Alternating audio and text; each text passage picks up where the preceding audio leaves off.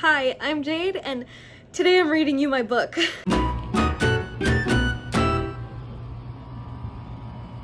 Okay, off the bat, I'm real nervous about this, but I started writing this book a year ago and I want it to be published somewhere. Like, even if I can't get it paper published for a long time, I want it to be out here, and I figured why not combine two of the things I love, which is making content for YouTube plus, my book. Also, I'm too scared for people to just read it on their own, so I don't know. This is just my idea, and let me know what you think about it. Today I'm just reading the prologue, so this is like chapter 0, not even chapter 1. I really hope you guys enjoy it, and please comment down below and leave a bird emoji, and you'll find out later in the series why, but I'm so nervous, and I really hate my voice in just voiceover, so excuse me if it takes me a while to adjust and get used to this kind of thing, but I'm really excited to see what you guys think, and I don't know, I'm just gonna go ahead and switch over to me diamond painting while I do this. And by the way, I'm calling this series WIP N Chapter Read, so you'll see me working on a project, but I will be reading a chapter of my book for you. Other than that, I have a link down below to my Buy Me a Coffee. If you guys want to support me either one time, or if you want to do like a monthly donation to me, that'd be awesome. If you can't, that's totally cool. Just leave a comment, because that helps me just as much. Okay, so let's get on to the book reading. A reading of the rough draft of Ashes by J.T. Margison. Prologue, Chapter 0. It's been so long since I've really got to see him. The real him, not the echo of the man he once was. My husband Emilio's health started declining 10 years ago. At first, he was only forgetting little things like leaving the stove burning overnight. However, his mind's been slipping further by the day.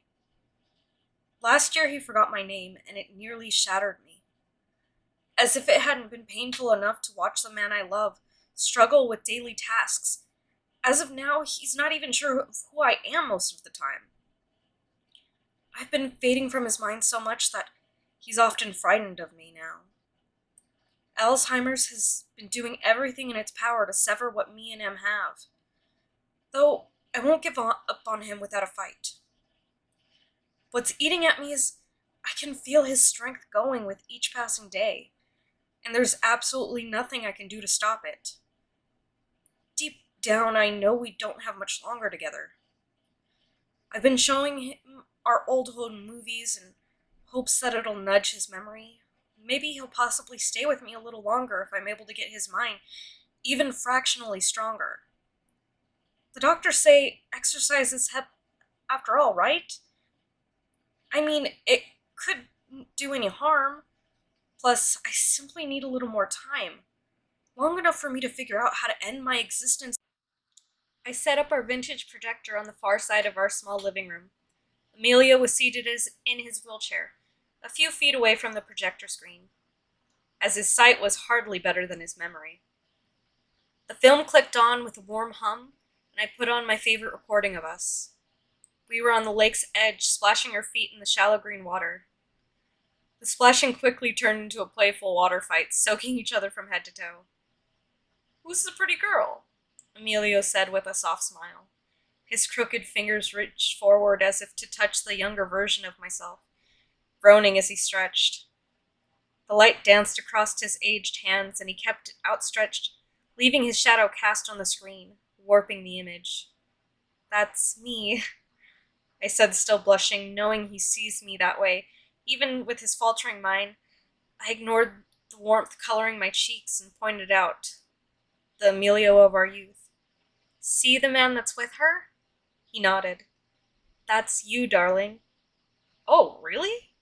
Wow, that ugly coffee cake face ended up with a cute little thing like her?" He giggled, making fun of himself while scrunching up his face, turning up to look at me. One thing the movie couldn't capture was the magnificent color of his eyes. Perfect deep green with golden specks littered throughout, further contrasted by the deep reddish-brown tone of his skin. Even with the age muddling the colors, it was hard not to stare into him when he looked at me with the love his eyes carried for me now. Oh, hush, Emilio. I stroked his cheek and pulled up a short stool to sit next to him while letting the movie continue. It had gotten to the part where Emilio had caught a fish with his bare hands. He was chasing me with a half-dead carp. He moved its slimy mouth like a puppet master, begging in a deep voice unlike his own. Just a little smooch for Mr. Scales. Come on, Olivia. I don't bite. I giggled at the happy memory the movie displayed for us. It didn't feel like it was so long ago, though it had to have been over 60 years now. We were about 22 there, Emilio. This is our trip to Mexico. It was hot, he said with recognition in his eyes, a statement rather than the question. This had to be a good sign, but I don't want to get too enthusiastic. He often had short-lived moments of lucidity. Yes, but the lake water helped us cool off, I said, smiling, fighting off the hope that threatened to overwhelm me in an instant. I pressed further into the memory, keen to see if the moment of coherence could last longer than usual. Do you remember why we were there, Amelia? We had just gotten married, right? He looked unsure, pulling up his heavy brow to look at me, waiting for my confirmation. Yes, honey, do you remember why we were there? Honeymoon, he said with a grin as if he'd just won a grand prize. Sweetheart, you remember everything, don't you? I said as my heart soared, fluttering away with any grief that still lingered. I held his face in my hands and kissed him gently, tears welling in the corner of my eyes. He pulled away and grasped my hand in the same motion.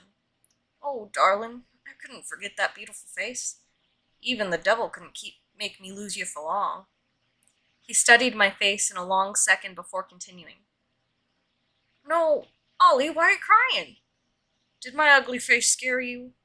He grinned, taking his hand from mine, using his fingers to contort his face in a silly gesture. He used to do this often when I was upset. It had been a while since he had, and it made me giggle, while sobbing in the same breath. I had my Emilio back, though I was unsure for how long, and that knowledge terrified me. He pulled at my arm and guided me gently to sit with him in his chair. I had always been quite small, so I had no trouble maneuvering to comfortably curl up in his lap, though I tended to get a bit stiff with age. Illness or injury could never quite take hold, though. I'm still unsure why, though I know it must have something to do with my disorder, since I can never fully die, I guess. I don't want to think of this now. I'll save it for later when I really have to contemplate. For tonight, I belong to M, and he belongs to me. I hadn't realized I was still weeping into his neck. I could feel the taut trail my tears had left on my weathered skin. I rubbed my face into the shoulder of his warm robe, ridding myself of the leftover moisture my eyes still had. I peered up into his striking green freckled eyes. He knew me, and for now, that was enough. Over the next few hours, he stayed with me. We watched a few more of our films, listened to his favorite music, and we giggled like children at our happy moments in the sun from so long ago. I could sense he was getting tired, so I prepared his bed. Though he was weak, he still helped me where he could. Always my little helper. It was easier than usual, as I wasn't struggling with him like I so often did when he didn't recognize me. After setting up for the night, with him lying in bed, his lids heavy from fatigue, I gave him his nightly kiss that I presented him whenever he was coherent enough to allow me. I twisted away to leave for our guest room when I felt his hand firmly grasp my wrist. Please stay, Olivia, he stated in a soft coo that made my heart thud roughly. Oh, I don't know, honeybee. Wouldn't want you to be too spooked in the morning. It hurt to refuse him, but when I tried to turn away for a second time, his plea became more urgent. Olivia, I'm feeling a little cold. Do your old ball and chain a little favor and warm me up a little? Just for a while. He chuckled and lifted the covers as to welcome me in, waggling his eyebrows up and down. I laughed nervously. He was being his playful self, though there was something much more serious lingering under his silly overtone. I was probably overthinking like I always did. I decided to shrug it off. Fine, Em, I said, smiling, but I'm leaving before the morning. Deal, he whispered at me as I clumsily scooted my way into the position next to him. It was already warm with his arms around me. I inhaled his woody scent once before his hand tilted up my wrinkled chin, instructing me to meet his gaze. We lay there for a moment before he pressed his lips to mine. I felt some sort of urgency in it burrow into my soul. I kissed him back feverishly. He must have grasped that he would forget me again soon. The night always took him back so swiftly. Even so, his embrace felt strangely more passionate than I ever remember him being in our later years. Breaking from my lips, he kissed my forehead and shifted me to rest upon his chest. I caught my breath and tried to adjust so he might be more comfortable, but he held me unyielding against his side. There's nothing in this world that could keep me from you for long. You know that? He said in the most serene voice while stroking my arm. I know. In heaven. It hurt to think I could never have that with him. I believe in a paternal paradise, and that it exists, just maybe not for me. No, I won't let myself truly believe that. I can't if I'm going to have a shot at figuring this out. He's going to heaven, and I will fight like hell to join him there. I can't let fear hinder my quest for a path for permanent death. I still have time to figure it out. I need to pass with him. After all, I believe that, with as clear of a day we've had today, I must have weeks, if not months, to figure this out. I love you, my little troll. I love you too, my big goblin. He gave me one more adoring kiss before we settled into a cuddle, with our arms comfortable around each other. I opened my eyes, realizing I had fallen asleep next to him.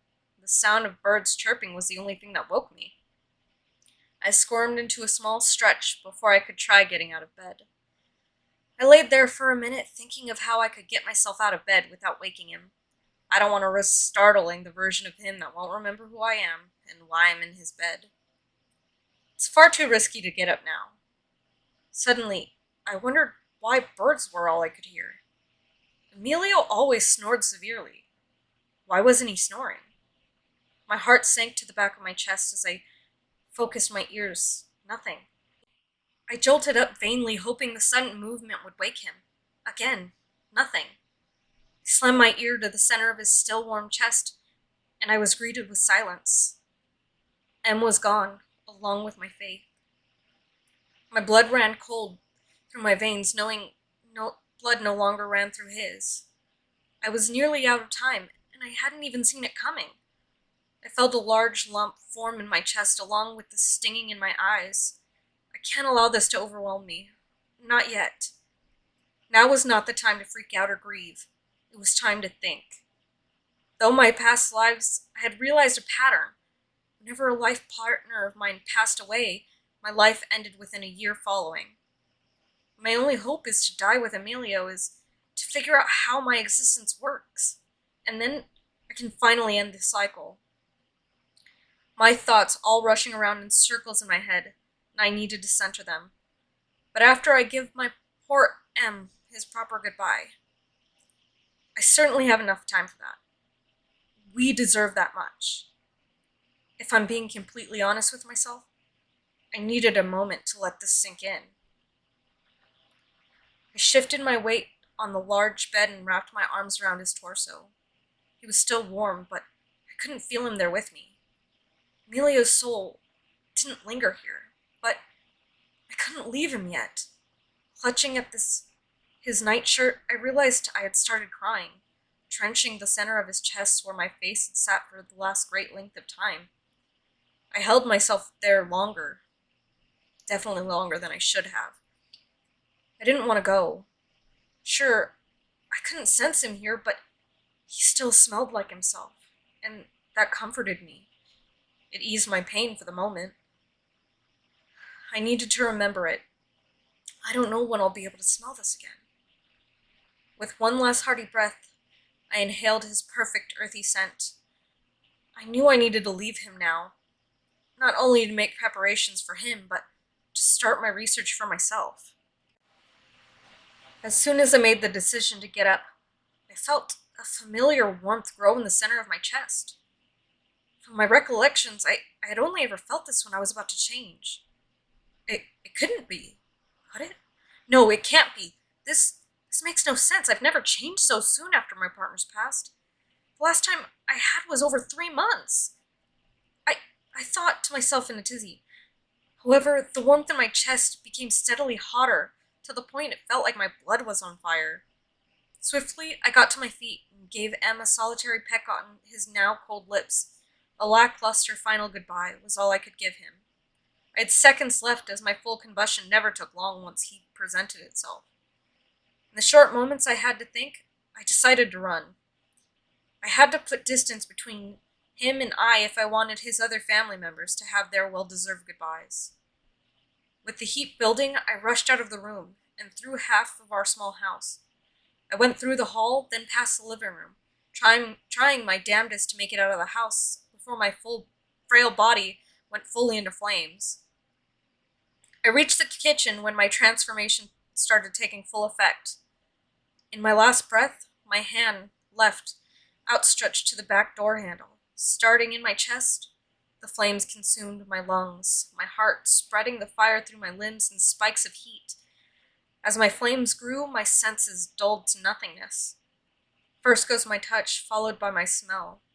Then, as I tried to hang on, my sight and hearing left in tandem. For a moment, I'm just consciousness in the dark, as if it's just my soul floating through space. And before I can form a final thought, I'm gone into ash.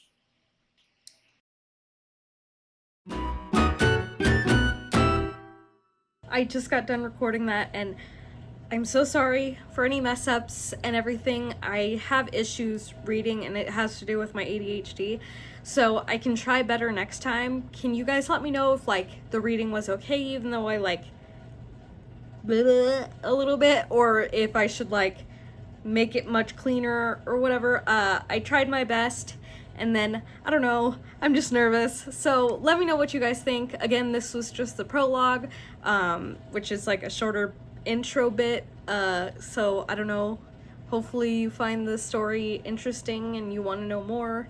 So far, I don't know. Thank you guys so much for watching. Again, leave a comment and really let me know, because I'm just very unsure at this moment, and I would appreciate it. Thank you guys so much, and I appreciate you being here. Thank you. Bye.